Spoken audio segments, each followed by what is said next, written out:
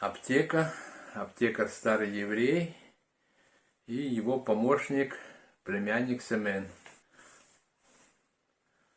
Значит, аптекарь говорит: слушай, Сема, я сейчас отойду на пару минут. Ты тут посмотри, ничего не продавай. Понял? Да, понял.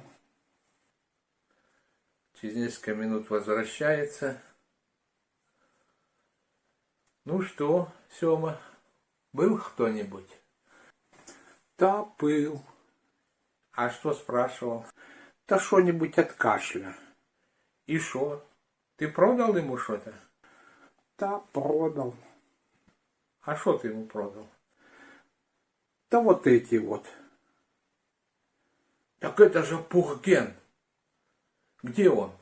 Да вон в углу стоит, кашлянуть боится.